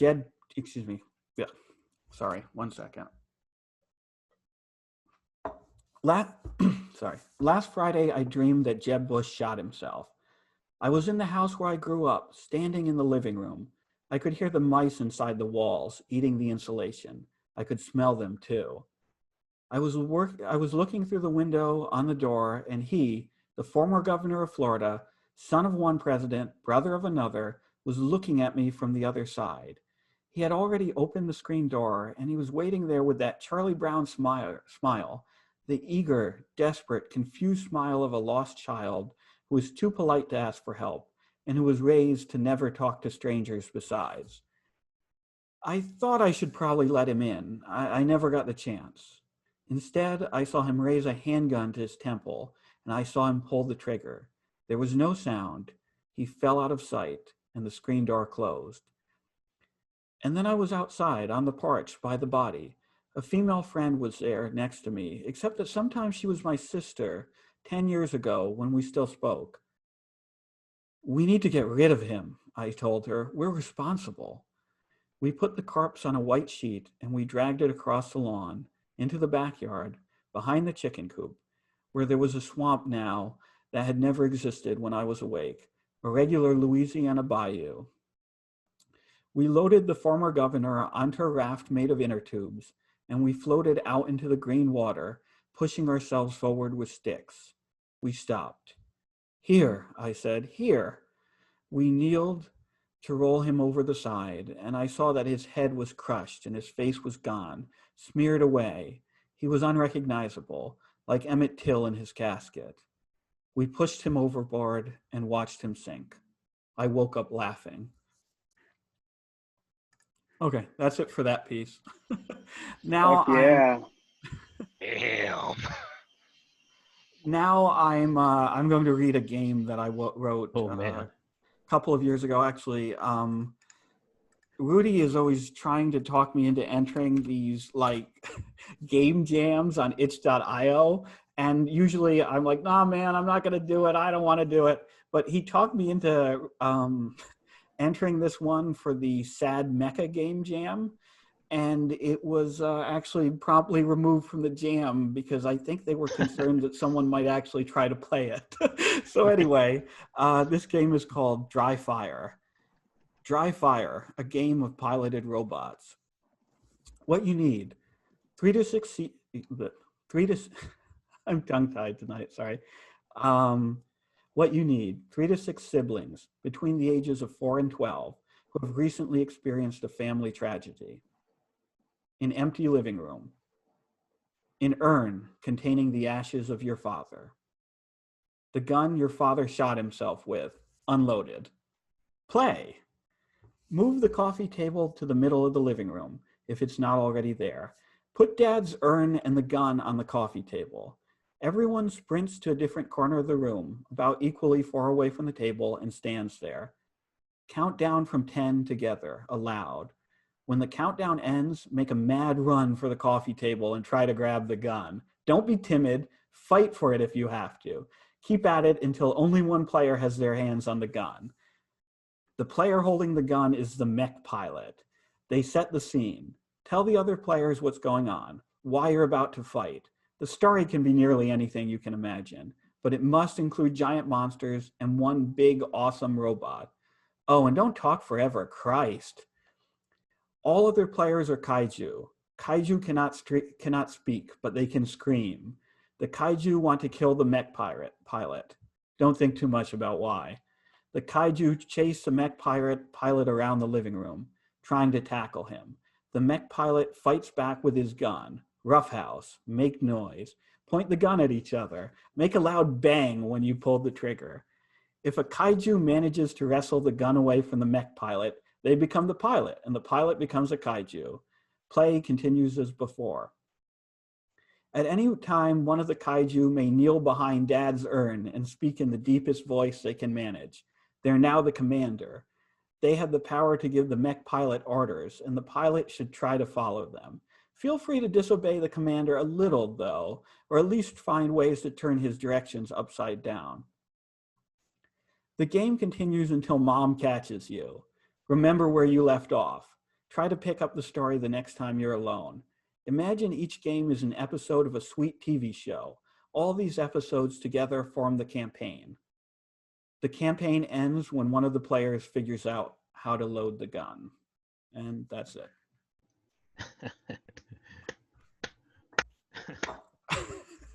Yeah, I think the line from the first one that's gonna haunt me forever is something. I'm gonna paraphrase it. He was building a fence and he didn't smile once. There's something about that just is so terrifying. I don't know what it is, but that will stick with me for a very long time. Yeah. I mean, it stuck with me. I mean, this is she basically told me exactly that. The reason why it's like abridged is this particular this friend of mine, this other employee, she would like talk at length about these things. She was a wonderful, wonderful woman, but she would talk at length in these kind of monologues about these morbid things that had happened to her in her life. And I kind of took that and shrunk it down into these like individual little stanzas. And that was a detail that just hit me, you know, like the contrast between the like completely meaningless way this guy had killed himself and like that weird mundane detail that she remembered about him building her fence. Like it really, really stuck with me.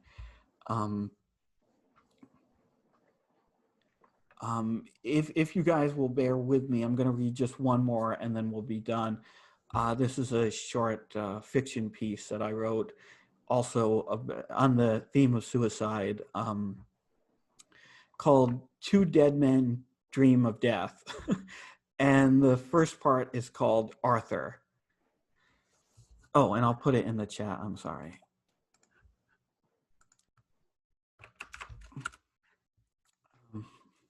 First part is called Arthur. I keep having this damn dream, I tell Merlin over breakfast. Eh? A dream? Merlin gives me a disinterested look. His pinky juts out below the handle of his teacup. The ancient shapeshifter has assumed his final form, that of a civilized old fairy. No, not a dream exactly, more of a fantasy? Before I truly fall asleep, do you have these habitual thoughts that you use to...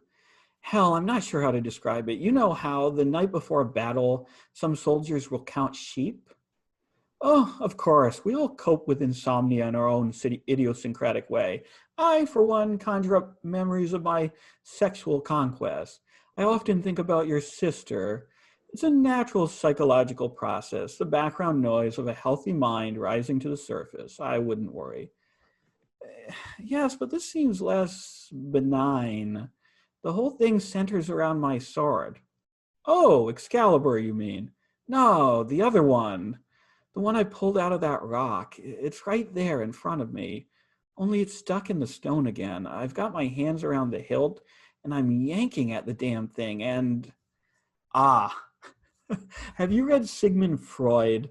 I know you're not an admirer of the modernist, but perhaps you might find he has some pertinent insights into this case. You can't deny the psychosexual undertones. No. Let me finish, please. The thing is, what bothers me is my plan in this fantasy, if I can get the sword loose, is to run myself through with it. I have this desperate, irrational need to disembowel myself, to just twist the bastard in my guts and bleed out. In the Orient, they call it seppuku, Merlin offers worthlessly. What? Listen, I'm not sure I'm expressing myself clearly. I'm standing there, pulling on it and pulling on it, thinking about nothing but the sight of my own gore, dripping from the end of the blade, just consumed by the most ghastly fantasies, and it will not budge. Do you remember how easy it was for me the first time? It was effortless. And all those exhausted men standing around, stewing in their sweat and fatigue, applauding with envious admiration. That's how it was, right? I'm not misremembering, am I? But now, somehow I cannot replicate the feat in my own imagination. And we're talking about my imagination here. I'm not completely asleep. I'm still in control of my mind. So why can't I do it? My power should be absolute. Impotence, erectile dysfunction. It's nothing shameful. I've been there myself occasionally. Perhaps I could mix up a potion for you. But then in the morning, the desire is completely gone. I continue, ignoring Merlin's interjection. I'd never think of hurting myself now, not with that or any sword, not even with this butter knife. The whole thing would be shameful if it didn't feel significant, like a prophecy, a dark omen. But how could it possibly foretell anything at all? Merlin shrugs. This is Avalon. There's no difference between waking and dreaming here. And the last part of this one is called, I'm going to absolutely butcher this. It's called Thick Quay Duck. That Thick Quang Duck. He was one of the first one of the first Vietnamese Buddhist monks to self-immolate in protest of the war. Okay. Alabaster gates, cotton clouds, seraphim plucking harps. It all looks like something out of a slapstick American cartoon. This is the place where hungry cats and sly mice go when their juggling match with a lick stick of dynamite ends in a draw. The smiling man at the gate is neatly dressed in a tan suit and hands out porcelain rocks to the new arrivals. He looks through his bag for a knick-knack with my name on it. Not your old name, he softly rebuffs me when I try to tell him who I am, hoping to make the process easier for him. You have a name that even you do not know yet. After a time spent searching that would have seemed unbearably long, were we not in a kingdom beyond time, and had I not spent decades training my consciousness to recognize time as an illusion, the tan-suited man realizes a mistake has been made. I do not belong here. There is no white stone for me, no new name. He tells me I cannot come inside, but he's too polite to order me to leave entirely, too polite to insist on whatever the alternative is, so I loiter. A gargantuan ringed binder leans against heaven's outer walls. Each of its pages is a sheet of purest gold. It looks tacky, but I don't dare share that thought with my heavenly hosts. The gold pages are engraved with words written in an alphabet I've never seen before. As I look more closely, I notice the letters rarely repeat. I can't discern any rhythm or pattern to their arrangement. If this language has punctuation or grammar, they're invisible to me. Frankly, it all looks very fake. But here I am, intact and unburnt. How can I deny the truth of that? An eternity passes, or doesn't. Below, I imagine, the earth persists in a state of eternal war. My anxieties, which I toiled so hard to exile in life, tell me there is no way for me to intercede now. But I have not given up the hope of reincarnation, or of passing beyond knowing and desire into absolute peace. Somehow I find a gas station and fill up a plastic jug. Heaven is inexplicably full of automobiles, every one of them an American make, a classic model. As I douse myself, I notice that the gasoline has a licorice odor. I've forgotten how it's supposed to smell. I ask the man at the gate for a light. He shakes his head. No one smokes here. And that's it. I'm done.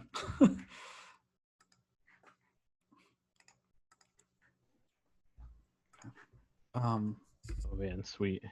See,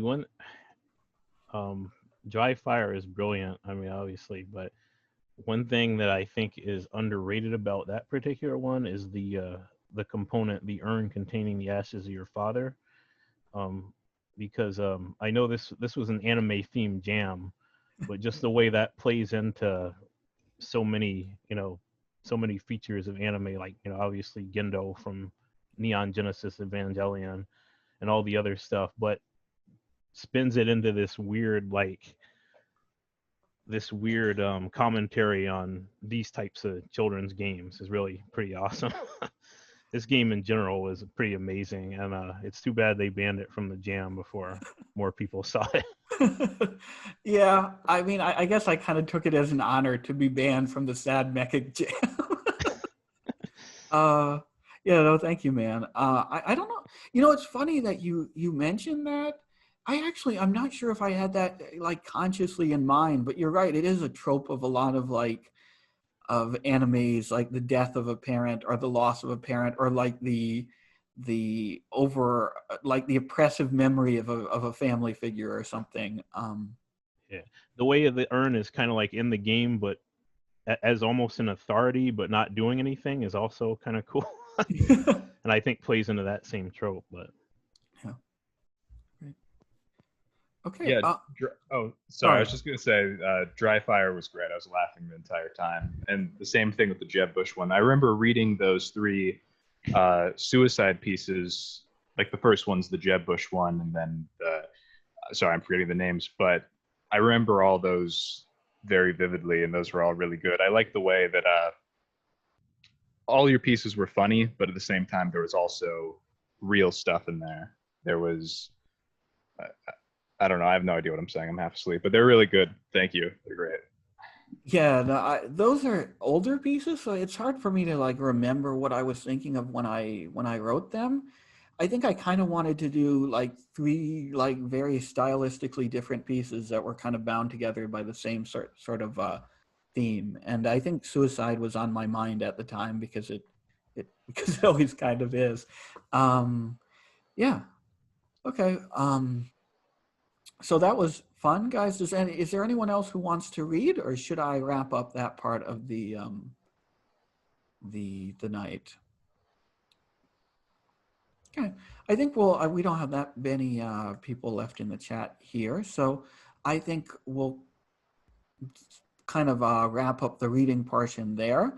I'll end the recording, and if people want to stick around and chat or whatever, that's cool. Well, anyway, if you're watching this on video, thank you for tuning in. Once again, we do these every Friday around 8 p.m. Eastern Time, 5 p.m. Pacific. And to everyone who's here, thank you so much. Everyone who read, really, I appreciate the kind of turnout we've had, and I really appreciate people sharing their work. So thanks, guys.